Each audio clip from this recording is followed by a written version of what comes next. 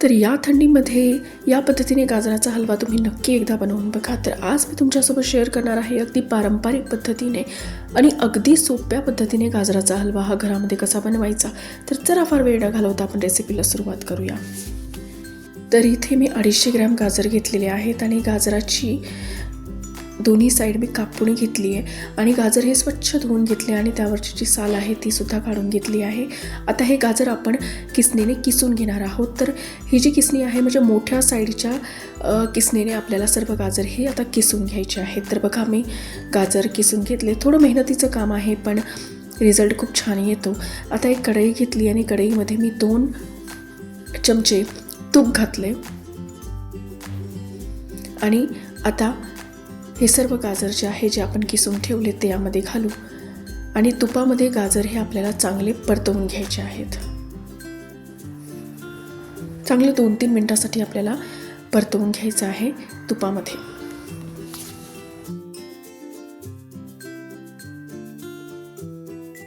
तर आता गाजर हे चांगले मऊ होईपर्यंत आपल्याला शिजवून घ्यायचे आहे. तर झाकण ठेवून आता 5 मिनिटासाठी आपण गाजर शिजवून घेणार आहोत. तर 5 मिनिटं झाली. तर बघा गाजर हे बऱ्यापैकी मऊ झालेले आहेत. आता याला थोडं हलवून घेऊ. आता पारंपरिक पद्धतीने गाजराचा हलवा करण्याची पद्धत सगळ्यात महत्त्वाचं म्हणजे गाजर हे चांगले शिजले गेले पाहिजेत. म्हणजे तुम्ही आधी बघितलं की क्वांटिटी ही गाजराची किती होती आणि गाजर हे जसे जसे शिजत जातील क्वांटिटी ही कमी कमी होत जाईल. तर परत 2-3 मिनिटासाठी मी झाकण ठेवून याला शिजवून घेतलं आहे. याला आता हलवून घेऊ आणि गाजर हे आता बऱ्यापैकी शिजले. तर आता आपण याच्यामध्ये साखर घालूया.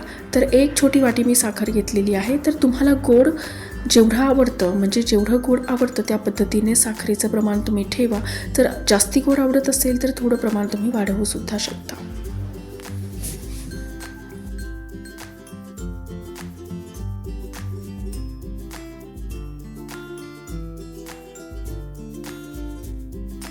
तर हलव्यामध्ये साखर ही किती घालायची हे गाजरावरती सुद्धा डिपेंड करतं. जर गाजर गोड असतील तर साखर ही जास्त घालायची गरज नाही आणि गाजर ही कमी गोड असतील तर साखर थोडी जास्ती घालावी लागते.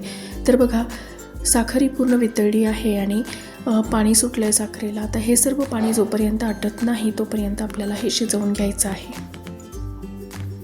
आता यामध्ये मी 1 कप दूध घातले पण मी ते रेकॉर्ड करायचं माझं राहूनच गेलं.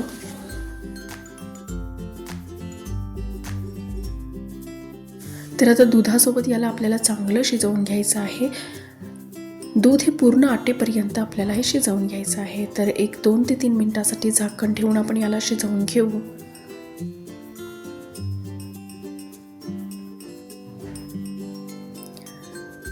तर बघा दूध हे पूर्णपणे आटलेलं आहे.